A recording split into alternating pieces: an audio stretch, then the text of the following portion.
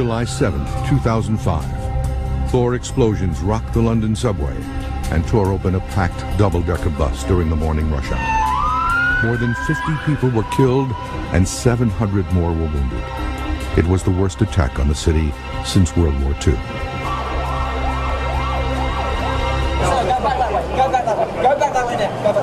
British authorities have identified 4 suspected suicide bombers who carried out the attacks. The 4 men, all British citizens, allegedly used backpacks to transport the bombs.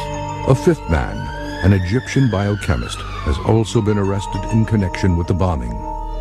Officials believe the bombings have all the trademarks of Al-Qaeda. They were timed to strike during a major political event, and they were well coordinated.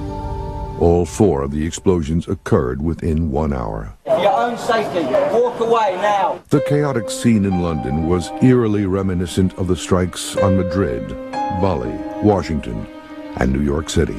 The most recent attack has renewed America's commitment to continue its worldwide campaign to destroy Al-Qaeda. Today, Al-Qaeda's top 2 leaders, Osama bin Laden and his deputy, Ayman al-Zawahiri, remain at large. In addition, the U.S. now faces a new and potentially more deadly enemy. Terrorist cells in at least 80 countries willing to strike at the first opportunity. Even though we routed the Taliban and Al-Qaeda, it's like cancer, and the cancer is spreading.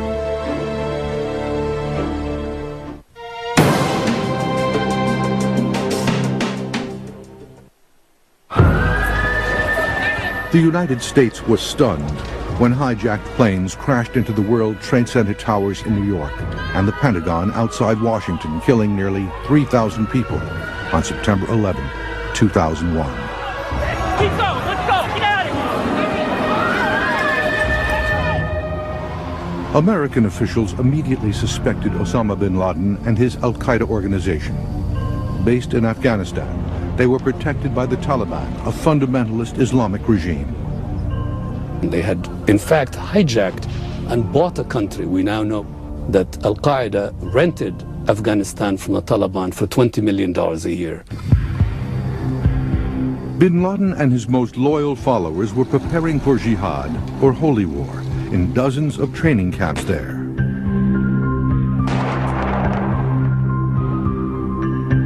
The numbers and the estimates vary anywhere from 20,000 to 50,000 students over a 10-year period.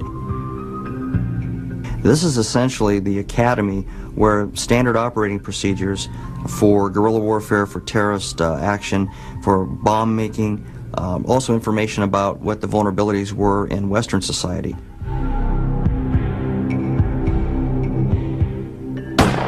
Although U.S. officials knew about these camps and the threat from Al-Qaeda, stopping them proved more difficult. After September 11th, the United States understood that the attacks by Al-Qaeda amounted to a declaration of war. By the beginning of October, the U.S. responded by parachuting Special Operations Forces into Afghanistan to work with the Northern Alliance, a local militia dedicated to defeating the Taliban. Special forces pinpointed enemy troop locations with handheld lasers and called in Air Force bombers to demolish them. With that kind of help, the Northern Alliance took Kabul, the capital of Afghanistan, after less than a month of fighting. Essentially, the Al-Qaeda and Taliban were destroyed as a force in Afghanistan with fewer than 300 Americans on the ground. But finding Al-Qaeda's top leaders in the wreckage of Afghanistan proved to be much more difficult. The intelligence in any operation is only as good as the last thing that you heard or you saw. When we inject our presence, when we start to attack, everything that we knew, everything that we understood as far as the location and the operations of the enemy changes instantly. Now they're in hiding, now they're moving to places we didn't know they had, such as caves and tunnels. By talking to tribesmen on the ground, Special Forces troops learned Al-Qaeda's leaders were on the move. So he says they were here. They listened in on phone and radio communications to pinpoint the terrorists' locations. The U.S. scored an important early success in November when a CIA Predator drone spied dozens of al-Qaeda operatives meeting at a hotel outside Kabul. The drone used a laser pointer to fix the target, and F-15s dropped laser-guided bombs. One of the men killed was a member of bin Laden's inner circle. The most important person killed in Afghanistan was probably Mohammed Atif, whose daughter was married to Osama bin Laden's son, who was an Egyptian policeman who was the head of his military operations. But most of al-Qaeda's other known leaders escaped the U.S.'s grasp. From intelligence reports and spy planes, the U.S. knew that many of them had been in the city of Jalalabad, a Taliban stronghold, and had begun working their way toward the mountainous border region with Pakistan called Tora Bora. There, the U.S. tried the same strategy it had used against the Taliban. What the United States did, it used some special forces, not too many regular ground forces, but Afghan forces, and had them try and go against the al-Qaeda leadership. The U.S. then sent in ground forces that it now turns out may have been the wrong choice for the job, the Army's 10th Mountain Division. There are reports that the 10th Mountain Division were not as fit and as well trained as they might have been. Interestingly, the best cold weather fighting force in the world is the U.S. Marine Corps. The 10th Mountain Division, however, had not trained at those altitudes, and I think some of their tactics were questionable because instead of seizing the high ground, which is the centerpiece of mountain warfare, they really took the middle ground and attacked upwards. At the price of several hundred casualties, al-Qaeda forces fought back fiercely for 2 weeks, delaying U.S. troops and their Afghan allies. A lot of the Taliban and al-Qaeda got away, probably including Osama bin Laden. They escaped through underground tunnels, apparently. You're dealing in areas that are very difficult with lots of holes, lots of at great altitude in mountain conditions, so it's not surprising in my judgment that they escaped. Still, there was some important victories in Afghanistan. After 6 months of fighting, approximately 4,000 Taliban and al-Qaeda fighters were killed, and 7,000 were arrested. In addition, the U.S. destroyed al-Qaeda's network of training camps. You can't underestimate the importance of having a geographic base, even a wretched one like Afghanistan. These camps were important. The fact that people cannot go and train in Afghanistan is of tremendous importance. But in the end, the goals of the campaign were not met.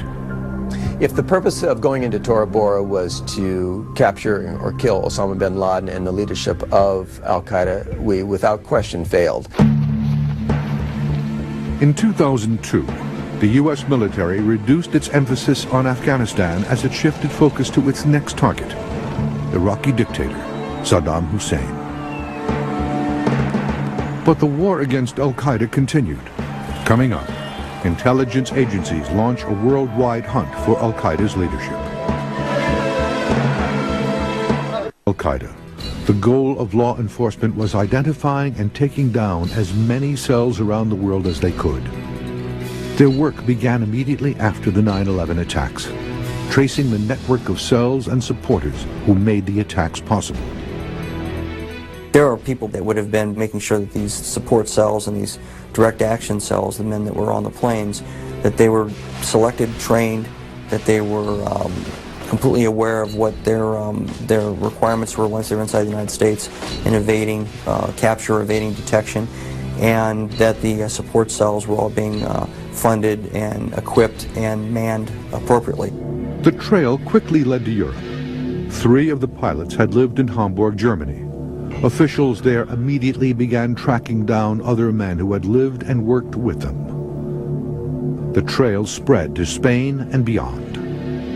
The Madrid cell, which was al-Qaeda to its core, financed the Hamburg cell, conducted pre-operational surveillance of the World Trade Centers in 1999. Armed with that information, the CIA's Counterterrorism Center quickly developed a strategic plan called the Worldwide Attack Matrix to go after al-Qaeda cells in 80 countries. They captured many terrorists with the help of some allies the U.S. had never worked with before. We have close working relationships today on some things with Saudi Arabia, which is one of the world's most repressive regimes, with Pakistan, which certainly exhibits in parts of its bureaucracy some support for terrorists. We can't take your average Americans, put them in black ninja suits and drop them into places and pull these operations off. It's a hugely complex liaison activity where you're working with the intelligence services of countries that know how to do this. By interrogating prisoners and searching their hideouts in Afghanistan and elsewhere, authorities found information that netted them bigger and bigger fish. Their first major catch was Abu Zubaydah, who had replaced Mohammed Atef as al-Qaeda's military chief. He was captured in Pakistan in March 2002. Then came Ramzi bin al-Shib, who kept the money flowing to the hijackers and helped the pilots communicate with Khalid Sheikh Mohammed, who planned the attacks. Authorities matched a recording of bin al-Shib's voice with a recording snatched from a satellite listening post of a phone call he placed from Karachi. He was arrested there after a shootout, a year to the day after the 9/11 attacks.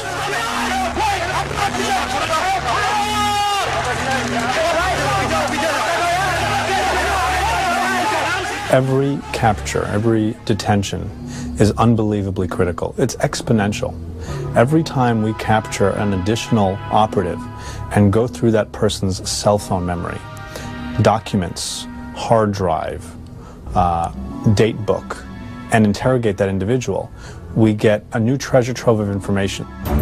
One lead helped them nab Abd al-Rahim al-Nashiri, who ran al-Qaeda's operation on the Arabian Peninsula and planned the bombing of the USS Cole.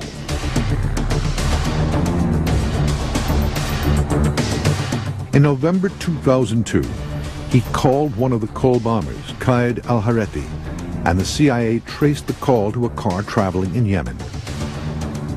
A Predator drone armed with a Hellfire-guided missile took out the car, killing Hareti and 5 other men.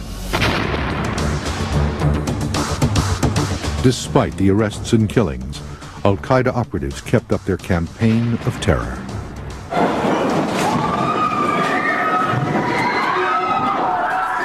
An al-Qaeda member bombed the synagogue in Tunisia on April 11, 2002, killing 21 people. Before striking, the bomber called his cell leader, who in turn called his boss in Pakistan to confirm the attack. Authorities tried to trace the call and found the terrorist had used an anonymous Swiss phone network card called a SIM card. You buy the SIM card that goes into your cell phone and you prepay for it, then you can use it, and that doesn't, no one can realize that it's your phone. Swiss authorities, though, had figured out a way to trace the cards. It led them to the boss in Pakistan, who was none other than Khalid Sheikh Mohammed, the mastermind of the 9/11 attack.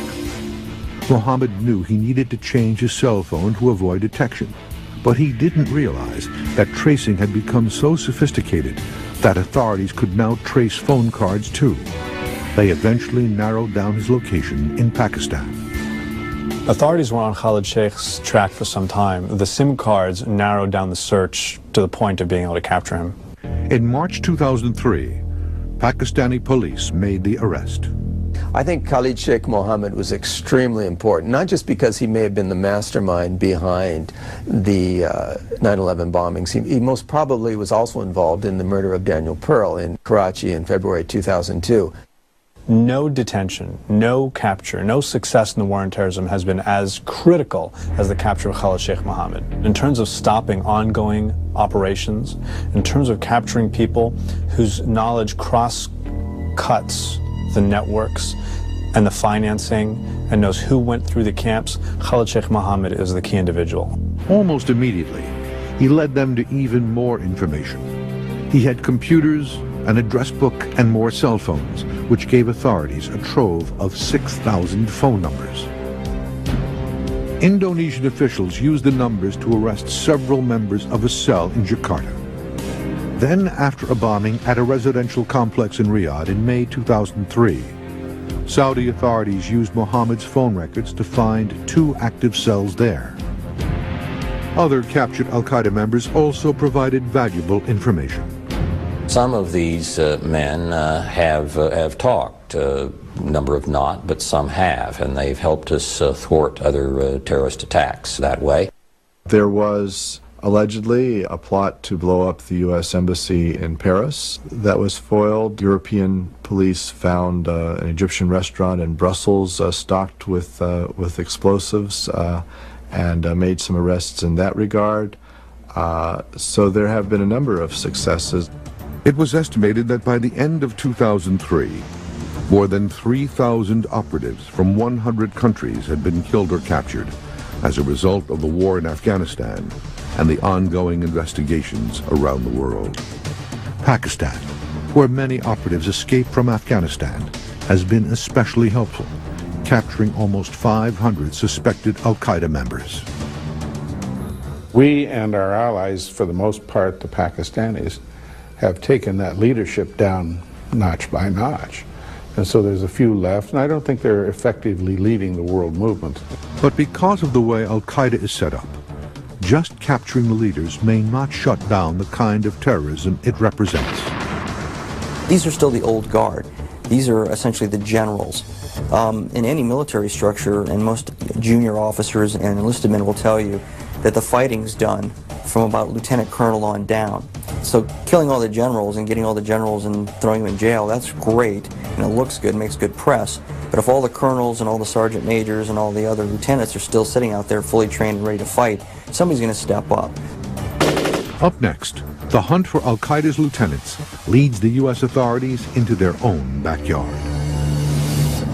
Al-Qaeda terror network, both abroad and here at home.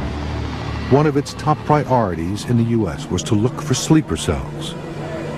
In addition, the U.S. also went after the lifeblood of al-Qaeda, its money.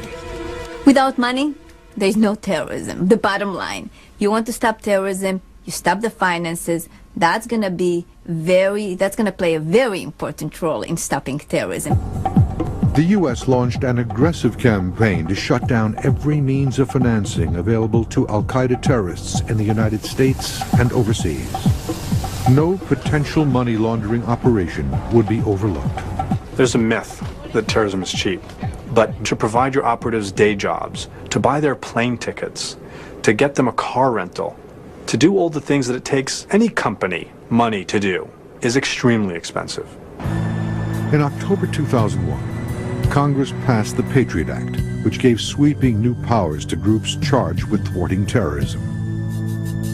Law enforcement agencies were now required to share information with banks about suspicious individuals, and financial institutions were ordered to report to authorities any accounts, domestic and foreign, that might have a dirty money connection to terrorist activities. The FBI in particular has developed relationships with the private sector and brought in their terror financing experts and created a terrorist financing operations section. And it's been tremendously successful. The Department of the Treasury froze over $100 million belonging to individuals and organizations suspected of terrorist activities, including many Islamic charities. There are charities that were established from the get-go to serve as fronts for terrorist organizations. There are charities that were infiltrated by individuals and defrauded. The crackdown on charity fronts was global and extended to some of the most notorious money laundering operations in the Persian Gulf region. We are trying to get access to Saudi funding and Saudi financing. So that, the big money, if you will, it's possible that the big sources of money have been dried up. In addition, places of worship long thought to be centers of terrorist activity became part of the government's investigation. The Al Farouk Mosque in Brooklyn, New York had been under surveillance by federal agents even before 9/11 because it was believed to be funding a Palestinian terrorist organization. Sheikh Ali Hassan al-Muyad, a Yemeni cleric, was thought to be behind the operation at the mosque. Just like it's easy to use charities, it's easy to use the mosque for a cover where you'll find few bad elements inside the mosque using it for their own activities, where usually most of the members of the mosque are not aware of this activity. In 2003, after a year-long undercover operation, U.S. agents arrested Sheikh Moyad and charged him with financing terrorism. He remains in federal custody. He claimed in court papers that he had collected some $20 million for Osama bin Laden and Al-Qaeda while associated with the Brooklyn Mosque. It actually played a role after 9/11, which is just unbelievable. You know, these people live with us. This mosque is in the middle of New York City, and people still continue doing that. New York wasn't the only target for Al-Qaeda's financiers. There was a huge and deeply entrenched network of terrorist fundraisers laundering money in Northern Virginia.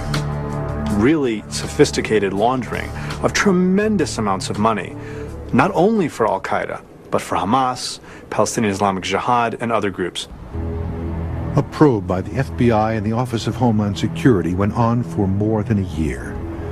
At the center of this investigation was Abdur Rahman Alamoudi, a prominent Muslim American activist and significant fundraiser for Islamic foundations and charities. He had been a guest of Presidents Clinton and Bush at the White House. But it was also believed that he was funneling millions of dollars to Al-Qaeda and other terrorist fronts through some of the foundations and charities he was involved with.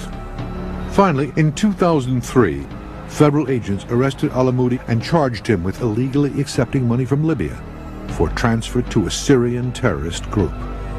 I see that his arrest was very important, and I feel like the Muslim community maybe was angry to see that he had two faces, but at least we were able to uncover that.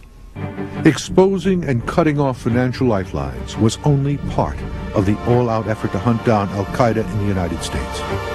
Across the U.S., law enforcement authorities were on the lookout for any hint of terrorist cells.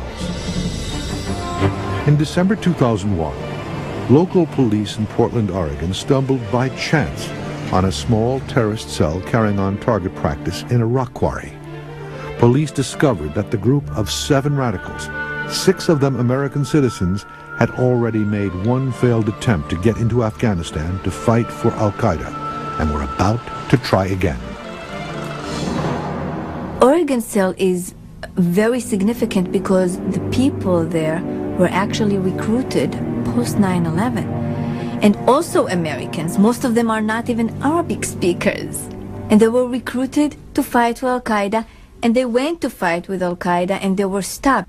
After their arrest by Portland police, 2 of the 7 members of the cell, Patrice Ford and Jeffrey Battle, pleaded guilty to conspiracy to levy war against the United States and agreed to serve 18 years in a federal prison.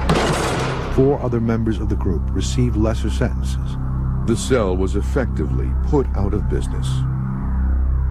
Every cell, every plot, whether it's an operational plot or a financial logistical support plot, that we foil is a huge success. And those that we foil here in the United States, as you can imagine, are particularly successful as far as we're concerned.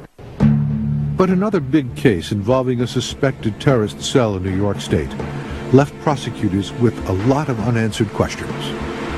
In the spring of 2001, 7 young men from a quiet Yemeni neighborhood in Lackawanna, New York, heard a charismatic recruiter for Al-Qaeda speak at their mosque. The Lackawanna men decided to go on a spiritual journey to Pakistan, but the trip also included a visit to one of bin Laden's training camps in Afghanistan. That is really a perfect example of how the Islamic Center recruited them. The men from Lackawanna received military training in the camp. Some actually had meetings with bin Laden. After they got home, they lied about their trip to Afghanistan when questioned by the FBI. Eventually, they confessed that they had gone to Afghanistan. And in the atmosphere following 9/11, 6 of the men, American citizens, were arrested. A cell, call it what you want. You know, I look at it, it's a criminal enterprise, and we didn't see any potential acts, but what we're concerned about, especially after 9/11, we want to make sure that we don't give somebody that has that potential the opportunity to do something. Though the government never presented any evidence that the Lackawanna men were planning terrorist activities, the 6 pleaded guilty to lending support to a terrorist organization. They are now serving 7 to 10-year prison terms. The case sent a message that associating with Al-Qaeda is not acceptable.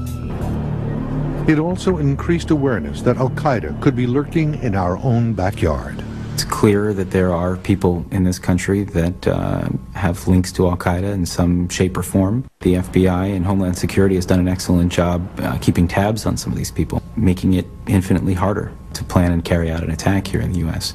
Does that mean that we're immune? Certainly not. Federal law enforcement officials say it's impossible to know how many individuals connected to Al-Qaeda may be living in the United States. It's one reason the country remains on constant low-level alert in order to respond quickly to any sign of domestic Al-Qaeda activity. Coming up, a high-energy search continues for Osama bin Laden, the leader of Al-Qaeda and the architect of its message of terrorism. They have also enjoyed some success in taking down many of the top members of Al-Qaeda. But the two most wanted men, Osama bin Laden and his right-hand man, Ayman al-Zawahiri, remain at large. At the moment, bin Laden is a kind of folk hero to a lot of Islamists, and his ability to hit the United States in such a huge way and then elude capture, I think, gives a certain amount of hope and encouragement to those radical groups. The U.S. is now sending troops and resources into some of the most forbidding terrain in the world to hunt for bin Laden. They believe he's hiding in one of two places, along the mountainous Afghan-Pakistan border or in the extreme north of Afghanistan, a fearsome region called the Hindu Kush. When you think of the Hindu Kush, think of the Himalayas, think of the highest elements of the Rockies. There is no electricity up here. It's 14, 15, 16,000 feet, snow. It's at least as difficult to operate there as it is anywhere in the world. The people that we're trying to deal with don't put up much with outsiders coming in. The U.S. plan is based on the successful capture of Saddam Hussein in Iraq. After the fall of Baghdad, Saddam hid for months among loyal tribesmen near his hometown of Tikrit. He was taken down by a new group called Task Force 121. This time it was really done in the right way, with the senior enough people making the decisions and with every different organization knowing that this had the sanction and blessing, if you will, of the president. Led by Rear Admiral William McRaven, a former Navy SEAL whose job is so secret there are no published photos of him, the task force included not only special forces and regular military troops, but CIA operatives as well, who collected and analyzed information. That force structure represented an unprecedented level of interagency cooperation. They began to lay out a visual map of relationships to determine which families were tied to Saddam, which clans were linked to him, who could possibly be helping him. And so within that, you begin developing a matrix and figure out who could be close, who could be far away. The strategy succeeded in December 2003, when a Saddam aide they had tracked down led them to his hiding place, a hole in the ground on a small farm south of Tikrit. I think the lessons learned in the hunt for Saddam Hussein are directly transferable to the hunt for Osama bin Laden, and capturing bin Laden is much more important than capturing Saddam Hussein. Although Admiral McRaven is still in charge, the task force hunting Osama bin Laden has been reconfigured for the challenge of working along the Afghan-Pakistan border. There are new experts in the area's languages and customs, for instance. The task force in Afghanistan includes Special Operations Forces, both Army Green Berets and Navy SEALs. They are working with a contingent of CIA operatives. The military's focus tends to be tactics, the nuts and bolts. The CIA's approach tends to be the design of what the car looks like when you put all the nuts and bolts together. So it's marrying up those two capabilities. The key is to make sure the military can respond quickly to any new intelligence. What we're looking for is bringing the sensor shooter loop closer and tighter. In other words, the person that finds the enemy is able to get to the people who take care of the enemy a lot sooner and a lot quicker. To help in their hunt, the commandos have the military's best equipment at their disposal. Unmanned aerial vehicles, such as Predators and Global Hawks, provide a constant view of the mountains. Special Ops also have their own aircraft to deliver them to the scene of a fight, quickly and with firepower if needed. You're really looking at things like the MH-53 Pavlo, the air refuelable helicopter that has a very large cargo capacity, can carry forces, can also be and is configured as a gunship with sophisticated laser sights, computer-guided sights. On the ground, new sensors buried under roads can count vehicles and measure their loads by the vibrations they emit, allowing the U.S. to detect unusual traffic. The operatives also carry the best possible equipment, from handheld GPS devices that can guide an airstrike on an enemy, to flip-down night vision goggles, to state-of-the-art radios. They're miniaturized, they're waterproof, they're what we call bulletproof, and I don't mean by being shot, but you could drop them from a building, you could step on them and they'll still function. The radios allow them to communicate within their teams and with higher-ups, even sending real-time video so the generals can see what their operatives are seeing. And the guys on the ground can talk directly to pilots overhead. This basically puts the Special Operations warrior in touch with not only his bosses, but all the capabilities the United States can bring to bear to assist him in his mission. But the commandos will need more than excellent equipment to work in this very primitive land. For one thing, the residents of this border region are notoriously hostile to outsiders. These areas are inhabited by a people, the Pashtuns, who have lived there longer than any other human beings in the world today have lived on their turf. That means they kind of know their neighborhood. And when a bunch of foreigners come in to try to stir up trouble in their neighborhood, it almost never works out. There are very few similarities between trying to find Saddam Hussein in Iraq and trying to find Osama bin Laden in Afghanistan or Pakistan. For one thing, Saddam Hussein was hated by probably at least half the people in Iraq. Everybody reveres Osama bin Laden. He doesn't have any enemies. He is a guest. He is a Muslim. He will never in any way be given up. So Special Operations Forces and regular Army and Marine troops are trying to convince the locals to help them by moving into villages and offering material aid and services. But they face serious skepticism. Not only are these tribes hostile to outsiders, many are still loyal to the Taliban, who never really disappeared. Many of them just, I think, went home. They took off their black turbans and put on white ones and went home and melted into the population. But that means they're still there. U.S. forces have another problem. They can only operate in Afghanistan. But bin Laden and his fighters can move back and forth across the porous border with Pakistan. These people all belong to the same ethnic groups. They're cousins. These families go back thousands of years. For them, there is no difference between Afghanistan and Pakistan. The U.S. has pressured Pakistan to crack down on its tribal regions near the border. After hesitating, Pakistan's President General Pervez Musharraf finally agreed. It appeared to be a quid pro quo deal after Pakistan was caught selling nuclear secrets to, among others, Iran and North Korea. The U.S. imposed no sanctions, and in March 2004, Musharraf sent Pakistani troops where they had never been before. Pakistan, for the first time in its history since 1947, has gone into this tribal area. This is a no-go zone. This was always seen as off-limits. They encountered fierce resistance at a mud fortress in a town called Wana.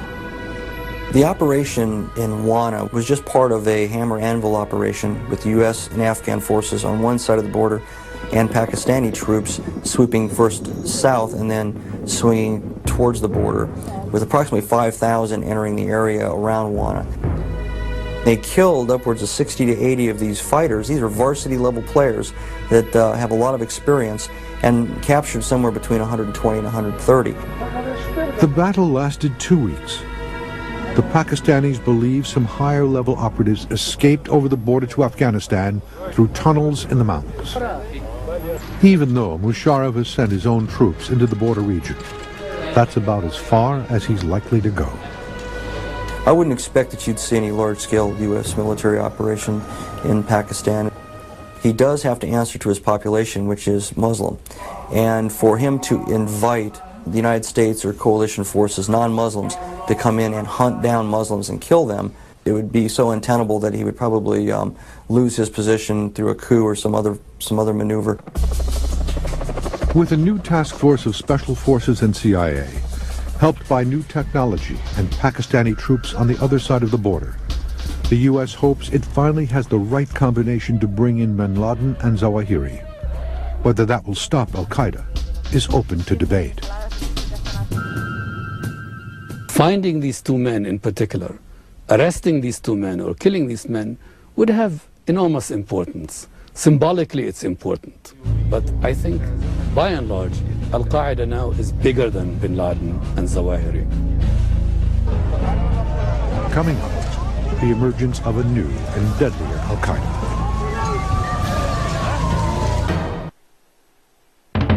Whatever the fate of Osama bin Laden and Ayman al-Zawahiri, the fact is that the once highly centralized al-Qaeda organization has spread like a cancer around the world. Jihad is now a worldwide threat. After 3 world wars, 2 hot, 1 cold, in the 20th century, we're now in a 4th one. The arrests or deaths of most of the top al-Qaeda leadership have made it clear that Osama bin Laden is no longer the general in charge of a global terrorist army with a base in Afghanistan. Instead, the organization has splintered into many different regional groups, all with their own agendas and leaders. Al-Qaeda is a multi-headed hydra. It is a world global phenomena that springs up like fire in different places at different times and has to be attacked on very many different levels. Al-Qaeda has spawned cells in at least 80 countries that the U.S. is aware of. The threat they pose is, if anything, even greater than at the time before 9/11. These are local, small, organic groups that were born for very local reasons, but slowly over time established closer ties to al-Qaeda. Perhaps they had trained in al-Qaeda camps, fought in al-Qaeda wars, received money from al-Qaeda. This is what I believe is the next generation of terror, what we might call al-Qaeda 2.0. The decentralized network of regional terror cells now stretches from Western Europe and North Africa to the Pacific. It has its own leaders and game plan. Each of these different terrorist organizations are like the separate franchise teams. They have their own coaches, their own owners, their own objectives, their own players, their own immediate concerns, but they're all kind of following a set rule of play.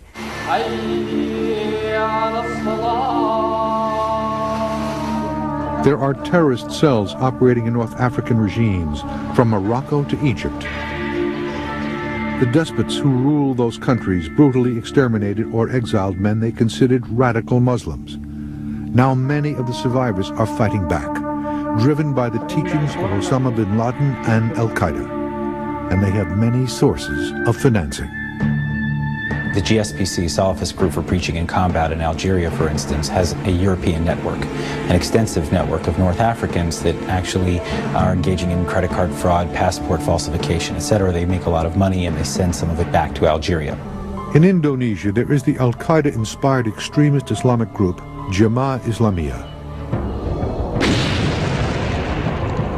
In October of 2002, they blew apart a nightclub in the Indonesian resort of Bali. The blast killed almost 200 people, mostly vacationers from Australia. The goal of the bombers was the overthrow of the Indonesian government and the establishment of a Muslim regime there and throughout Southeast Asia.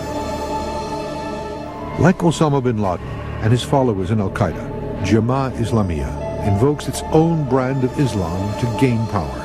This is a political ideology that has captured a religion. The best analogies I can think of were Hitler and National Socialism 70 years ago, or Lenin and Bolshevism 100 years ago. In Turkey, a regional terrorist group called the Great Eastern Islamic Raiders Front was reported to be working with al-Qaeda recruits in November of 2003 when suicide truck bombers attacked 2 synagogues in Istanbul. Days later, bombs went off near the British consulate and a British-based bank. In all, 27 people were killed and almost 500 were injured. The operation showed signs of the deadly skills taught in bin Laden's training camps. They sent these people out to other nations to teach them how to structure their own units, how to gather information, how to use the internet, how to use technology against the West, how to acquire bombs and devices that can cause devastation. In Morocco, a group called Salafia Jihada was working to undermine the monarchy there, which has banned radical Islamic expression. Salafia Jihada was blamed for suicide bombing attacks in 2003 against 5 targets in Casablanca that included a Spanish restaurant and cultural center. But the death and destruction in Morocco turned out to be a mere prelude to what happened in Madrid on March 11th, 2004. Terrorists planted 13 backpacks and gym bags stuffed with explosives in commuter trains entering 3 crowded stations. Detonators were wired to cell phones, and when they rang, the bombs went off. 197 people were killed, and more than 1,500 were injured. The Spanish government had at first blamed Basque separatists for the attacks, but it quickly became clear that responsibility belonged to a group claiming to be the representatives of al-Qaeda in Europe called Ansar al-Qaeda, or Partisans of al-Qaeda. Ansar al-Qaeda was led by educated middle-class Muslim radicals who got their financial support in large part from ordinary criminals. The Spaniards have now discovered that some of the explosives used in the Madrid attack were purchased with drug money. One of the chief suspects in the bombings, a Tunisian businessman, enlisted a young Moroccan to smuggle hashish into Spain. The profits were used to buy guns and explosives. As Spain grieved its loss, the motive behind the bombings remained unclear, but the results were obvious. National elections held 4 days after the bombings led to the defeat of Spain's pro-American government and Spain's withdrawal of troops from Iraq. It's a success that surely bolstered terrorists around the world. 16 months after the Madrid bombings, al-Qaeda strikes again, this time in London. Experts agree the July 7th London blasts have all the trademarks of al-Qaeda. Like Madrid, the coordinated attack on the city's crowded transit system during rush hour was an attempt to wreak maximum chaos during a high-profile political event. The attack in London hit as the G8 summit opened in Scotland. Flanked by leaders of the world's largest industrial nations, British Prime Minister Tony Blair condemned the bombings. We condemn utterly these barbaric attacks. We send our profound condolences to the victims and their families. Today's bombings will not weaken in any way our resolve to uphold the most deeply held principles of our societies and to defeat those who would impose their fanaticism and extremism on all of us. The world leaders demonstrated a show of unity in the face of extremism. But the war on terror is not yet won. We should always remember that they are ahead of us. They know what they're going to do. They are in a new path already. And that's the game we are playing. It's a frightening scenario, one that poses a major and continuing challenge to the United States and its allies. All right, everybody. Abe Lincoln. Megan. He led us through the Civil War.